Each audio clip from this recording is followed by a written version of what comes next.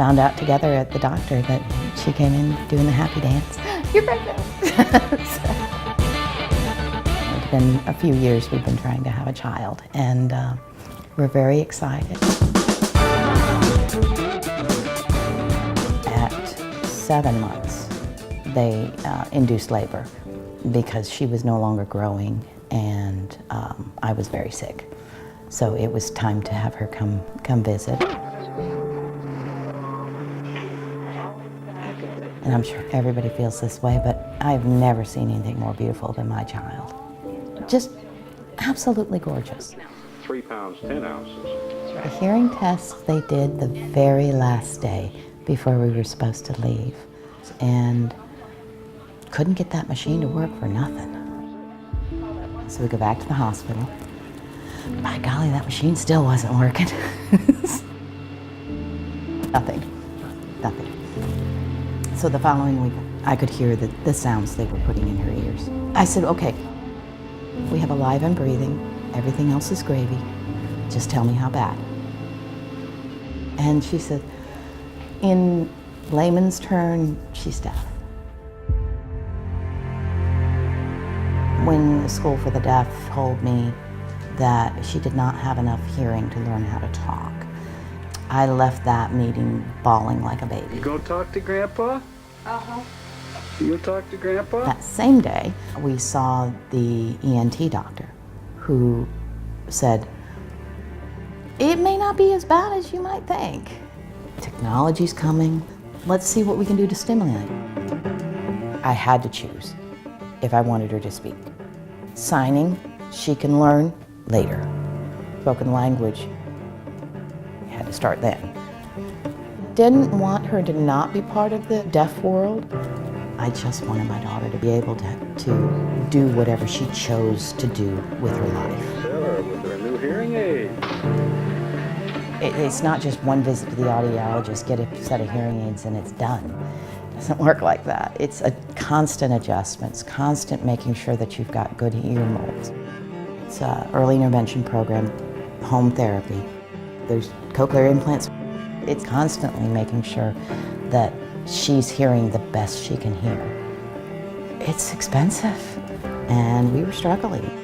We went to a pediatrician and says, have you heard about that new insurance? That children's health insurance? You need to go and get Sara on it. And what a difference. In this exercise, Martha Soltani is working with her 7-month-old daughter, Sara. At first it was very slow. I didn't think we'd ever get the sounds out. It's easy to get stuck and lose faith. I was like, maybe these people I'm working with are wrong. And I thought, okay, these people were put in your path for a reason. Have a little faith. And I did. And I just kept plugging at it.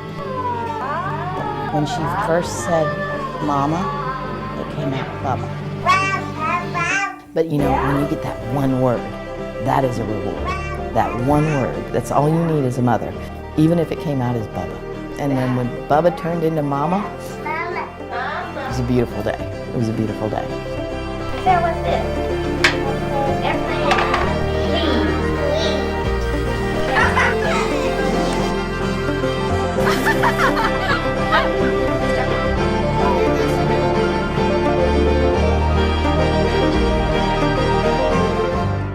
Wow, what kind of woman is my child? She is everything that I could have ever dreamed and more.